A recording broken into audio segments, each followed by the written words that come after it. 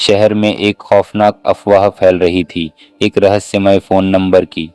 कहा जाता था कि जिसने भी इस नंबर पर कॉल किया, उसकी ज़िंदगी में अजीबोगरीब हादसे होने लगते थे।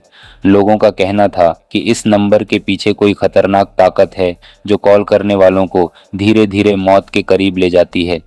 इस अफवाह ने जोर तब पकड़ा जब शहर के एक जाने-माने व्यापारी विशाल शर्मा की रहस्यमयी परिस्थितियों में मौत हो गई। लोगों ने बताया कि विशाल ने इस नंबर पर कॉल किया था और उसके अगले ही दिन उसकी लाश मिली थी। एक युवा पत्रकार अजय इस रहस्य को सुलझाने के लिए बहुत उत्सुक था। उसे यकीन था कि यह कोई महज संयोग नहीं है, बल्कि इसके पीछे कोई खौफनाक रहस्य छुपा हुआ है। उसने इस मामले पर रिसर्च करना शुरू किया और उस सुनसान जगह पर पहुंचा जहां विशाल की लाश मिली थी।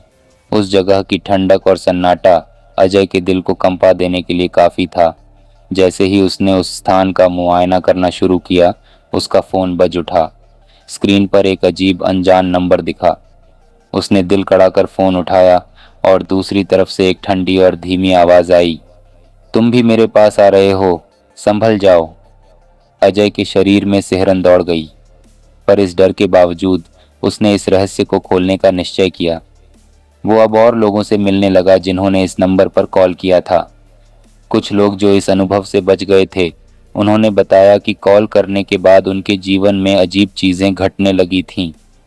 किसी को अपने कमरे में अनजानी परछाइयाँ दिखाई देने लगीं, तो किसी को दरवाजे अपने आप खुलते और बंद होते महसूस होने लगे। काफ़ी खोजबीन के बाद अजय ने उस खौफनाक नंबर पर कॉल करने का निश्चय किया। उसने डरते डरते नंबर डायल किया और कॉल कनेक्ट हो गई। दूसरी तरफ से वही धीमी आवाज़ सुनाई दी, तुमने मुझे जगा दिया है, अब मैं तुम्हें अपने पास बुलाऊंगा। कॉल के कटते ही अजय को अजीब घटनाओं का सामना करना पड़ा। उसे अपने घर के कोनों में किसी की परछाई दिखाई देने लगी। दीवारों से अजीब खटखटाहट की आवाज़ें आने लगीं। उसे पता चलने लगा कि अब यह रहस्यमयी ताकत उसे अपनी गिरफ्त में लेने की कोशिश कर रही है। उसे अजीब अजीब खौफनाक सपने आने लगे, जिनमें वो विशाल शर्मा और बाकी उन लोगों को देखता जो इस नंबर पर कॉल कर चुके थे और अब इस दुनिया में नहीं थे।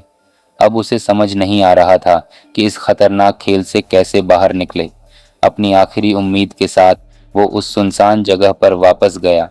उसे वहां एक पुरानी डायरी मिली जिसमें उस नंबर की शुरुआत का राज लिखा था।